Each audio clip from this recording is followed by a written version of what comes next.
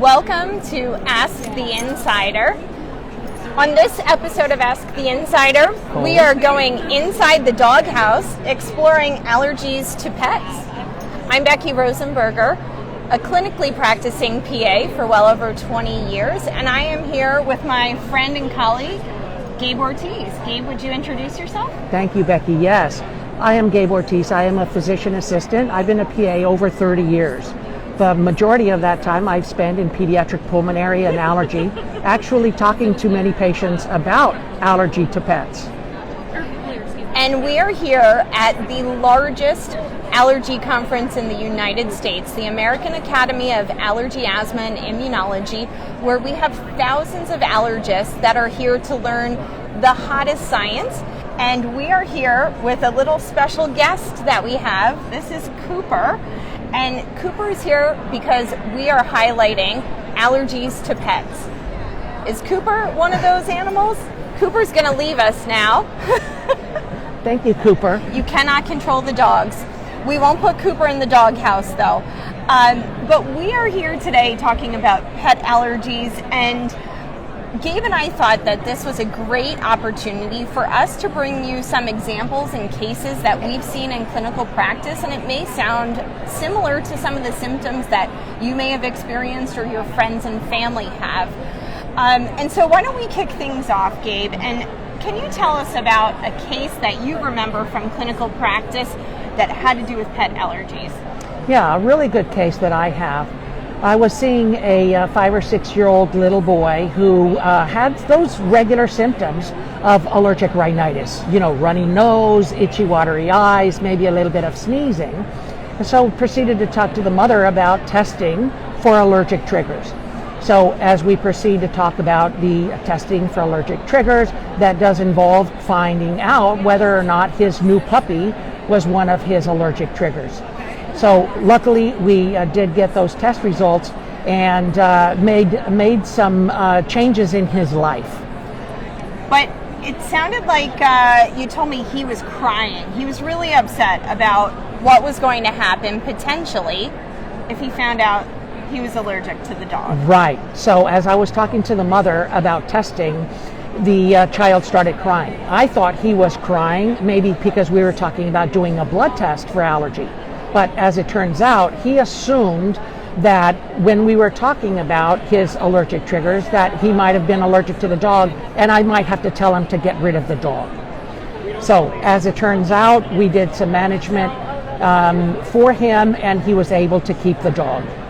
So you did allergy testing. It wasn't the dog. Mom was not in the doghouse. We're talking all about doghouses today and pet allergies. So Mom didn't have to go in the doghouse. He got to keep his dog, and turned out it wasn't the dog at all. It happened to be some other allergens, right? And you wouldn't know that unless you had some testing that you could rely on. Correct, yes. So the nice thing is that we were able to give him some information about minimizing his exposure, mostly to grass and weeds. He had low-level allergy to grass and weeds. We did also have to tell him that it's possible that the dog may be bringing in the outdoor environment. So we told him to make sure to keep control of that dog as well. But it wasn't the dog. He got to keep his dog, and that happens every single day in our practices, right? Right, it does. And actually, there's almost 50 million Americans that have allergies to pets. So this is not uncommon. And a lot of people think, well, if I have an allergy to an animal, I'll get a hypoallergenic dog. And there really is no hypoallergenic dogs out there. The allergen comes from dander, so skin, saliva, and even urine. And that's both for cats and dogs. So even a hairless cat, they're cute, even a hairless cat can produce allergen. So there's no truly hypoallergenic animals, but there are some that produce less allergen based on their coat or their breed, but nothing that has zero allergen. So it's really important to know, are the symptoms actually coming from a specific animal or species, and what can you do about it? So tell us about your case. Yeah, let's talk about another case. So I had a really interesting case. A patient came in to me, and he's a paramedic. And unfortunately had recently been seen in the emergency room because he had anaphylaxis after he was called to a house to tend to a woman who had 15 cats. And didn't realize that he started having anaphylaxis after going into this home. Luckily, the woman was okay, but the paramedic ended up in the emergency room being treated for anaphylaxis, and that's how he ended up in our office. So Gabe, tell us a little bit, what are some of the intricacies of cat allergen especially? Yeah, especially when we look at cat allergen, we know that the cat dander is very small. It's very easily aerosolized and it's very sticky. So we know that even having one cat in the environment, after it's been removed, that allergen and dander can stick around for up to about 9 months. We also know that for that reason, because it's sticky, even people that don't have cats may actually have that exposure, much like in a classroom.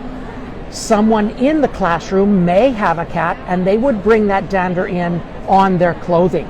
So it becomes very important to be able to identify if there is exposure to that cat.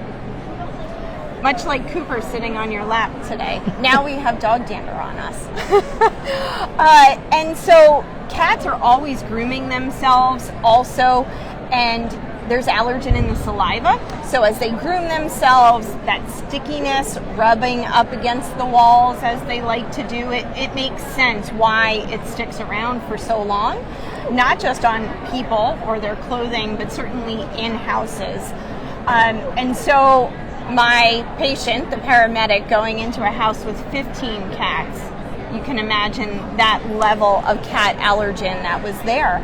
So it became very important for us to say, what are his allergic triggers? Was it the cats? And he was a bit suspicious of having some other allergic triggers, definitely had rhinitis and asthma, but certainly did not expect to have this severe reaction when he went on a routine call for his job. So we knew that it was going to be potentially profession limiting for him. It was critical for us to make sure that we knew exactly what his triggers were and what we could do about it. So we first, I practice in an allergy practice, we had first done skin testing, and he was sensitized to both cat and dog. Okay, so now what? And we were lucky enough to have access to pet allergen components and knew that we had to get all the information that we could because it was so critical, especially to his situation and his job. But really, he wanted to know, what was it that caused me to have such a severe reaction there? So we were able to do pet allergen components for him. So Gabe, tell us and our viewers a bit about what are allergen components and specifically pet allergen components. Yeah, some very interesting information. Up until recently, providers were able to test for the whole extract, essentially when you get a result for the cat or the dog. But now you're able to get those specific proteins within dog and cat and horse as well, and to be able to identify the specific cause. Some of those special components that we talked about, for example, we were talking about the cat. In cat, we know that FeLD1 is the major protein in cat. Again, one of those things that we were talking about, cat, right? The reason it becomes so aerosolized is, as Becky was saying, the cats always groom themselves. That saliva on their skin or hair becomes dry, and then it becomes aerosolized. So it's in the air. So very important to be able to identify that in the case of your paramedic, right? Very important. Some of the other components that are available also, for example, in dog, there is a component, CANF5. These are labeled from the Latin names of the animals themselves. And so CANF5 is an androgen protein expressed in the prostate of male dogs. So 58% of the population that's monosensitized to CANF5 may actually be able to tolerate a female dog. And when it comes to those components in cat, you mentioned FeLD1. That component is present in all cats, even the hairless cats. Yes. They may express less of it, but that's why there's truly no hypoallergenic animals. Certain animals may express less of the allergen, and just like with the CAN-F5, that's only expressed with male dogs. So if someone, like you said, almost 60% of dog allergic patients may be able to tolerate a female dog for that reason. But allergen components can tell us a lot more also. Oftentimes patients are coming in and maybe they have rhinitis symptoms, itchy, watery eyes, and that's the extent of their symptoms. And especially in a pediatric patient, if they have more than 3 allergen components to pets that are positive, sensitized, it puts them at higher risk for developing asthma or having more severe asthma. So there are certain components that tell us unique things, but also the number of components can say you're in a higher risk category for developing asthma. So it's not just about, can I have Cooper, the cute dog, or do I need to get a female dog? But it really is, am I somebody who's at risk for asthma and even a potential exacerbation, similar to my paramedic? What risk are you at? And that's what really the components can help tell us. Right. So should we talk about the conclusion of our case, the Yes. paramedic? So as I had mentioned, sensitized to both cat and dog on skin testing, we went forward with pet allergen components, and FeLD1, the major cat component, was the driver.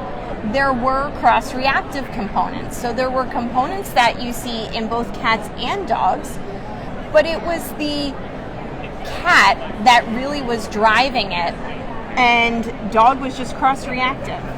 So at that point, we knew he was a very good candidate for immunotherapy. And not everyone's a great candidate for immunotherapy, but this was a matter of, can I keep my job?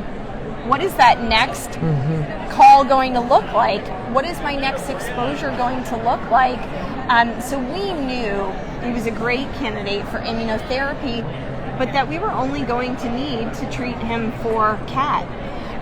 We did not have to include dog in his allergy shots, which was a big win. It can be a cost savings. Certainly, you don't want to give people shots that don't need them. And so it really helped to tailor his therapy. In addition, he did have more than 3 components that were positive, right? Major cat allergen, FeLD1, but also a few of the cross-reactive components. And so that puts him in that higher risk for asthma. Now, who knows if I had him as a patient when he was young, maybe a 5-year-old like your patient, if we would have done, pet allergen component testing at that point, could I have given him a better sense for predictor? And here's where things may be headed. It very much could have changed the trajectory. Right. Luckily, he successfully completed immunotherapy. He is still a paramedic, but not worried about where that next call is coming from, whether it's a cat house, a dog house, or anything in between. So, Gabe, how frequently does that situation happen where someone may be sensitized to both cats and dogs? Yeah, we know about 73% of patients that are sensitized, right, to either cat or a dog may not actually be allergic to either of them.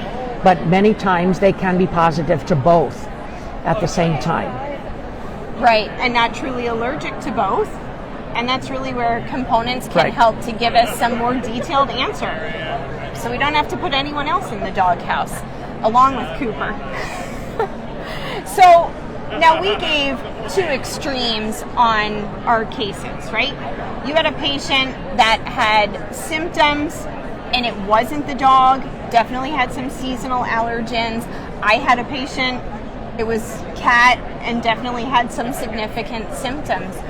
the majority of patients that are sensitized to cat and or dog or any other pets, they're probably having some mild to moderate symptoms. What do? And maybe they're not getting immunotherapy, or maybe they didn't get the good news that they can keep their animals. So what do we tell them?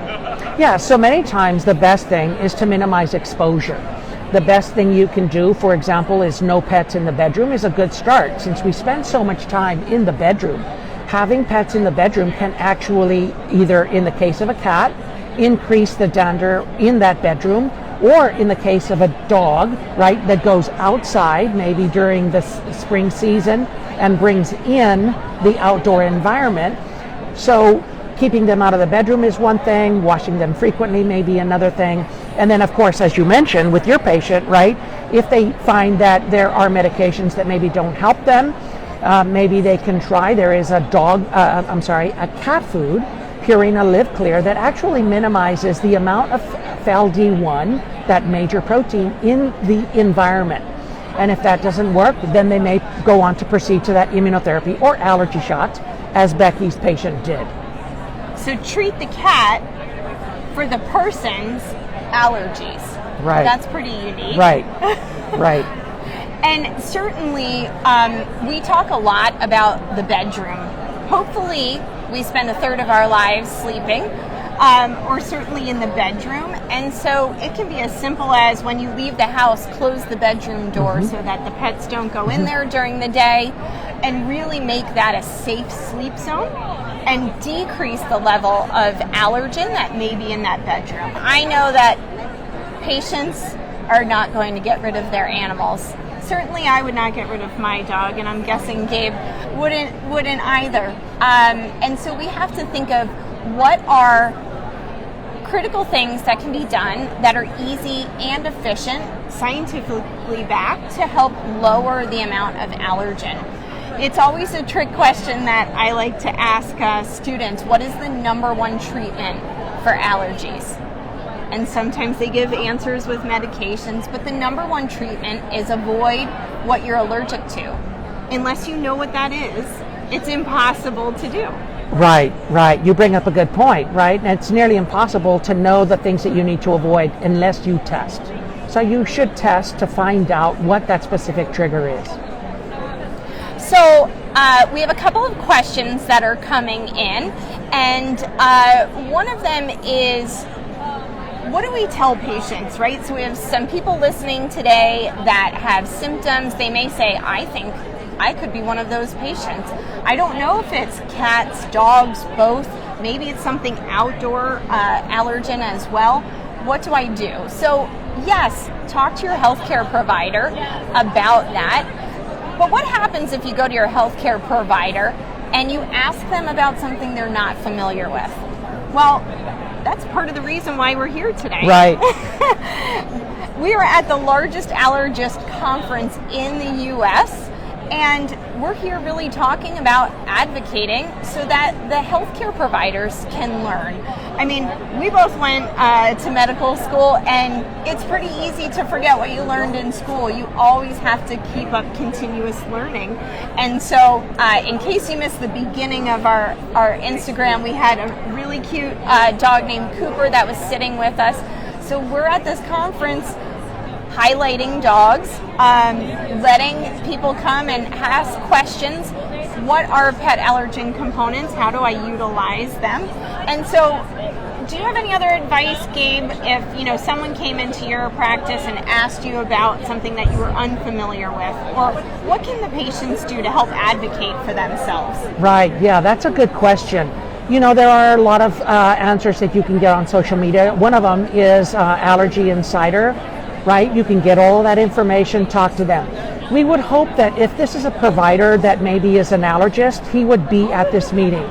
So they pretty much know about allergen components. There are components not just for pets. There are several other components. There are components for foods and other allergen triggers across the country. So maybe the patient in this case would educate the healthcare provider and let them know that there is other information that they may want to gain from some of those scientific meetings. Absolutely. We are all continuously learning, just like you are, just like we are. Ask the Insider is certainly here to help bring some of that information to you. But where can you get some additional information? You can go on Allergy Insider and read our Pet Dander Allergy blog, which has a lot of the information that we talked about today. There's a link in the bio for that. And certainly that conversation of empowered patients talking to your healthcare providers. Any healthcare provider can order this testing, so it does not have to be a specialist. But make sure to have that conversation so you have shared decision making. There is a lot of great information out there, Allergy Insider, and I know next month on Ask the Insider we're going to be having an episode going inside allergic asthma. And how does that relate? Certainly, it can happen from pet allergies, just like my patient, the paramedic, that we talked about. And so, but allergic asthma, very common in the spring as well. Right. That's right around the corner. So I'm going to ask our assistant here if we have any other questions or comments that are coming in. Did we cover them? Excellent. Well, thank you all for tuning in. Gabe, it's been a pleasure being here. We're going to go hang out with Cooper the dog some more. And thank you for joining Ask the Insider, Inside Pet Allergies.